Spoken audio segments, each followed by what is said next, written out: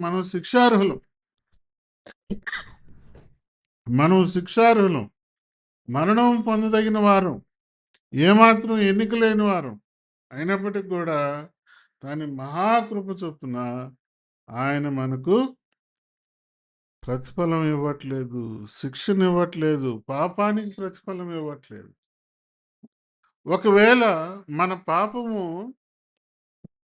దేవుడు లెక్కించడం మొదలుపెట్టి వీడికి చేయాలి, వీడికి చేయాలి, వీడికి చేయాలి అని కాసేపు తన కృపను పక్కన పెట్టి వీడికి పని చేశాడు కాబట్టి వీటిని ఇలాగ శిక్షించాలి, ఈమె ఈ పని చేసింది కాబట్టి ఈమెను ఈ విధంగా శిక్షించాలి అని ఒకవేళ దేవుడు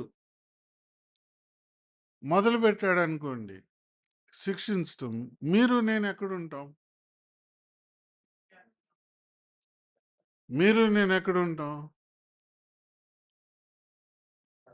వీ హ్యావ్ నో ప్లేస్. మనం ఎక్కడికి దేవుని చేతిలో పడుట భయంకరం అని ఉంది. కానీ ఈరోజు మనం ఎన్నో మేలులు పొంది ఈ సంవత్సరం చివరి వరకు ఇక్కడ వరకు వచ్చాం. రైట్? ఎన్ని తప్పులు చేస్తుంటాం? రైట్?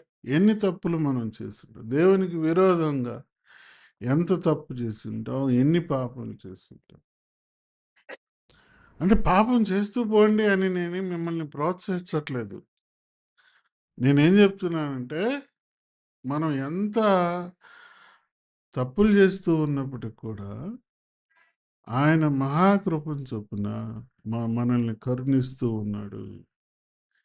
నీ యొక్క నా యొక్క పాపములు